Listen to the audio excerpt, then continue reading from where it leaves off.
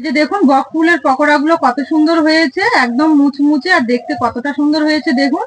এইভাবে তৈরি করে নিলে কিন্তু গরম ভাতে, গরম ডাল ভাতে খেতে কিন্তু খুব ভালো লাগবে, আবার বিকেল বেলা চায়ের সঙ্গেও খেতে খুব ভালো লাগে। একদম মুচমুচে হয়েছে দেখুন, কতটা সুন্দর হয়েছে, মুখে দিলে কিন্তু খুব ভালো লাগবে খেতে। তাই আমার অনুরোধ রইলো এইভাবে একবার তৈরি করে খাওয়ার। নমস্কার বন্ধুরা, কাজেরি ভিলেজ ফুডে সবাইকে অনেক অনেক স্বাগত জানিয়ে অন্যদিনের মতো আবারও নতুন একটা রেসিপি নিয়ে চলে এসেছি। আজকে আমি আপনাদের সঙ্গে শেয়ার করব বক ফুলের বড়া। আর এই বক ফুলের বড়া কিন্তু গরম ভাত ডালে খেতে বেশ ভালো লাগে। তো আজকে দেখতে থাকুন আমি কিভাবে বক ফুলের বড়াটা করছি। আশা করছি আজকে রেসিপিটা দেখে খুবই ভালো লাগবে। তো দেখুন এখানে বক ফুলের বড়ার জন্য আমি কতগুলো বক ফুল নিয়েছি। তো এবার আমি এগুলো ভেতর থেকে একটা শক্ত একটা অংশ থাকে, এই যে দেখুন শিরের মতো এই অংশটা, এটা কিন্তু ফেলে দিতে হবে। আর এই বোঠার মতো যে সবুজ অংশটা, এটা আমি ফেলবো না। তো এইভাবে সবগুলো বেছে নেব। এই যে দেখুন এইভাবে এটা কিন্তু ফেলে দিতে হবে। এইভাবে একটু টেনে দিলেই কিন্তু ছুটে যাবে। এইভাবে সবগুলো বেছে নেব। ফুলগুলো বেছে আমি পরিষ্কার করে ধুয়ে তুলে নিয়েছি। এবার বেসনের ব্যাটারটা রেডি করে নেব। বেসনের ব্যাটারের জন্য আমি এখানে ছোট এক বাটি নিয়েছি বেসন, একটা বড় বাটিতে ঢেলে নেব। আর দেবো ওই বাটিরই হাফ বাটির একটু কম চালের গুঁড়ো, আতপ চালের গুঁড়ো। দেবো হাফ চামচ কালো জিরে, দেবো পরিমাণ মতো লবণ, আর দেবো হলুদ গুঁড়ো, আর এক চামচ দেবো ঝাল লঙ্কার গুঁড়ো। তবে আপনারা এখানে কিন্তু কাঁচা লঙ্কা কুচিও ব্যবহার করতে পারেন। একবার শুকনো উপকরণগুলো খুব ভালো করে মিশিয়ে নেব। মিশিয়ে নেওয়ার পর এবার জল দিয়ে ব্যাটারটা তৈরি করে নেব। জলটা অল্প করে দিতে হবে বারে বারে।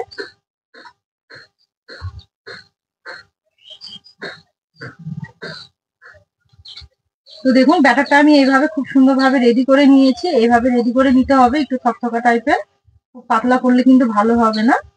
এইভাবে রেডি করে নিতে হবে। তো এবার আমি কিছুক্ষণের জন্য থালা দিয়ে ঢেকে রাখবো।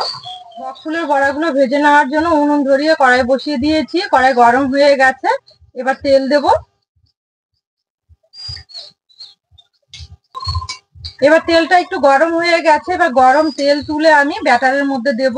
এই গরম তেলটা দেওয়ার জন্য কিন্তু চপগুলো খেতে খুবই ভালো লাগবে, একদম মুচমুচে হবে বক ফুলের চপগুলো। তো তেলটা দেওয়ার পর ভালো করে ব্যাটারটা আবার রেডি করে নেব।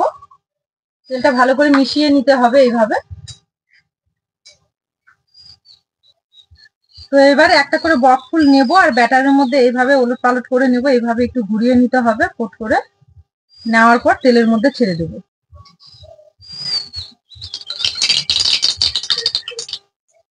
দেখুন এইভাবে একটু সাবধানে দিয়ে দিতে হবে। তো এইভাবেই আমি সব ফুলগুলো ভেজে নেব।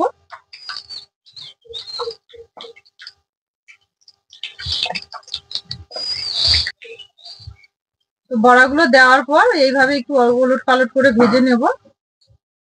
এভাবে একটু ওলট পালট করে দিতে হবে, তাহলে কিন্তু সব দিকে সমানভাবে হবে। তো দেখুন ওলট পালট করে খুব সুন্দর করে লাল লাল করে ভেজে নিয়েছি। যে দেখুন এইভাবে।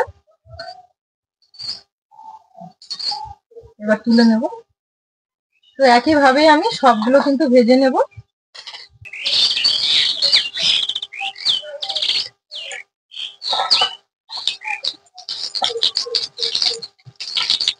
আবারও দিয়ে দেবো একইভাবে।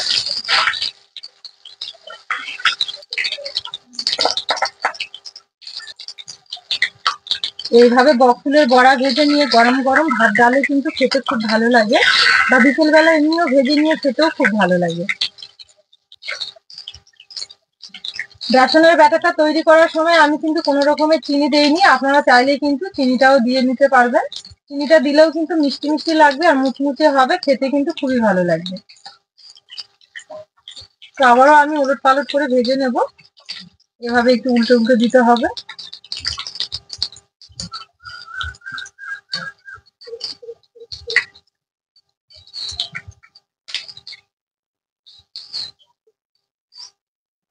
তো বন্ধুরা বক ফুলের পাপড়িগুলো একটু ফুটে গেছে ফোটা ফোটা, যার জন্যই কিন্তু চপগুলো এরকম হচ্ছে, তবুও কিন্তু খেতে খুব ভালো লাগবে।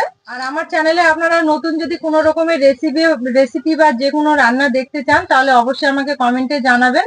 আমি অবশ্যই সেগুলো কিন্তু তাড়াতাড়ি রিপ্লাই দেব। তো দেখুন এগুলো ভেজে নেওয়া হয়ে গেছে, তুলে নেব। আরো একটু রয়েছে, ওগুলোও ভেজে নেব।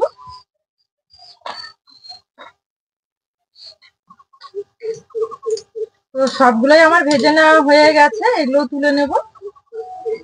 পকোড়াগুলো খেতে কিন্তু বেশ ভালো লাগবে। মুচমুচে করে ভেজে নিয়েছি, দেখুন কতটা সুন্দর লাগছে।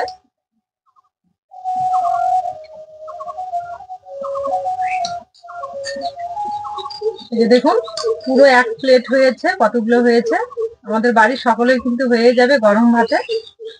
তাহলে বন্ধুরা দেখলেন আমি বকফুলের চপগুলো কিভাবে তৈরি করে নিলাম। এইভাবে তৈরি করে গরম ভাতে খেয়ে দেখবেন, খেতে খুব ভালো লাগবে।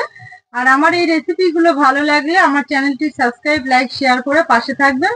আর পাশে থাকা বেল আইকনটি ক্লিক করবেন সবার আগে নোটিফিকেশন গুলো পাওয়ার জন্য। আর যারা ফেসবুক পেজ থেকে দেখছেন, পেজটা ফলো করবেন। আজকের ভিডিওটা এখানে শেষ করলাম। সবাই খুব ভালো থাকবেন, সুস্থ থাকবেন, সাবধানে থাকবেন। আবার দেখা হবে এরকম নতুন কোনো রেসিপি নিয়ে।